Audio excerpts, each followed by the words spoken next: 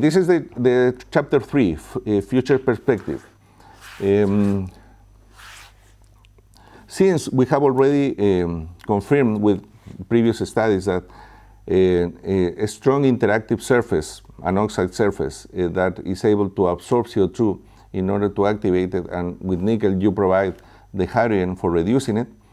And the idea of doing new systems is that having the model of the reduced graphene oxide sheets, and then in those systems you can arrange and you can prepare different active sites that move us to think how can we actually prepare a novel surface, a novel system based on what we already know, and hopefully have a better system for CO2 activation.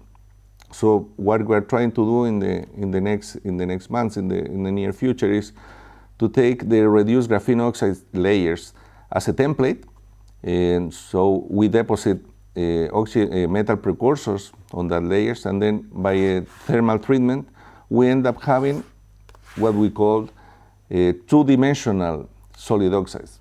What it really is a solid oxide that mimics the structure, the laminar structure of the reduced graphene oxide, or the graphene oxide itself, as you see in the pictures in the right.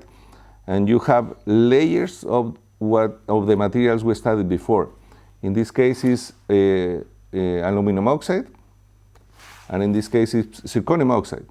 So having these very nice systems that we think, and we have proved already in the very first experiments, that they are really active for CO2 activation.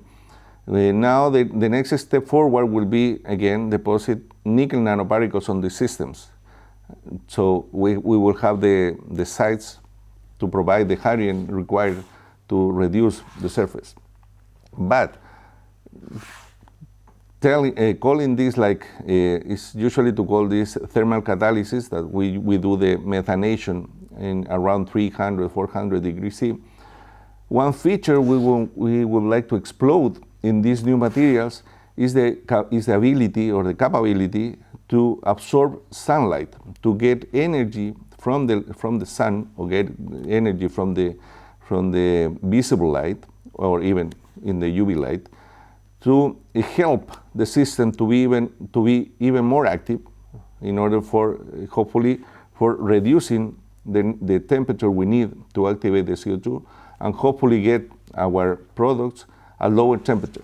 So that's what is called the photochemical catalytic reaction. And for that you need this kind of systems.